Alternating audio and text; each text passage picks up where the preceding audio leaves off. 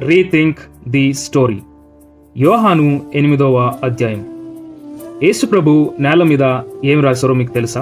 వందల మంది జనం, చేతిలో రాళ్ళు, మధ్యలో వణికిపోతున్న స్త్రీ. అప్పుడే సరిగా యేసు ప్రభు ఒక వింత పని చేశారు. ఆయన వంగి నేల మీద రాయడం ప్రారంభించారు. అసలు ఆయన ఏం రాశారు? ఆ సమయంలో ఏం జరిగింది? యోహాను 8వ అధ్యాయంలో మనందరికి తెలిసిన ఒక మాట, మీలో పాపం లేనివాడు మొట్టమొదట రాయి వేయొచ్చునని. కానీ యేసు ప్రభు నేల మీద రాసింది ఈ మాట కాదు.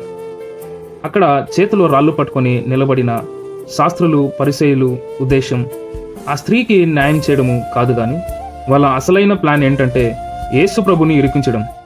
వారు ఆయన ముందు 2 దారులు పెట్టారు. మొదటిగా మోషే ధర్మశాస్త్రం.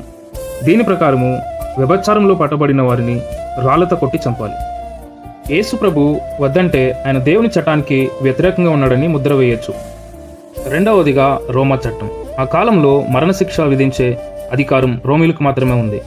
ఒకవేళ కొట్టమని చెప్తే యేసు ప్రభు రోమా చట్టాన్ని ఉల్లంఘించారని గవర్నర్కి ఫిర్యాదు చేయొచ్చు. అంటే అవునన్నా కాదన్నా యేసు ప్రభు చిక్కులో పడతారు. ఇది వారి మాస్టర్ ప్లాన్. ఇక్కడ గమనించాల్సిన విషయం ఏంటంటే, ధర్మశాస్త్రం ప్రకారము తప్పు చేసిన స్త్రీ మరియు పురుషుణ్ణి ఇద్దరిని శిక్షించాలి. అయితే వారు కేవలం స్త్రీని మాత్రమే తీసుకొని వచ్చారు. అంటే వారి భక్తి అంతా వేషధరనే. యేసు ప్రభు నేల మీద ఏమి రాశారో అని బైబిల్లో స్పష్టంగా లేదు. అయితే కొన్ని అభిప్రాయాలు ఉన్నాయి. కొందరు అక్కడున్న వారి పాపాల గురించి రాశారని అంటారు. కొందరు ఆయన 10 ఆజ్ఞలను రాశాడని అంటారు. ఆయన రాసిన రాత, ఆయన పలికిన మాట అక్కడున్న అందరి మనస్సాక్షిని తట్టింది. అందుకే అక్కడి నుంచి ఒక్కొక్కరుగా రాళ్ళని కింద పడివేసి అక్కడి నుంచి వెళ్ళిపోయారు. ఈరోజు మీ జీవితం కూడా ఇలాగే ఉందా?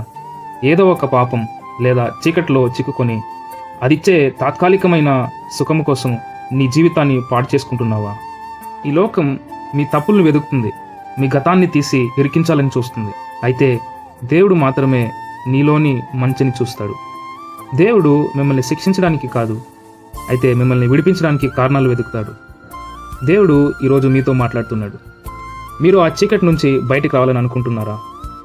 అయితే మిమ్మల్ని మీరు ఆయనకి సమర్పించుకోండి.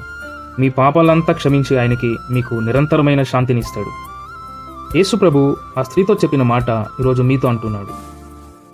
నేను నీకు శిక్ష విధింపను, నీవు ఇక వెళ్ళుము, పాపము చేయుకుము. ఆమేన్.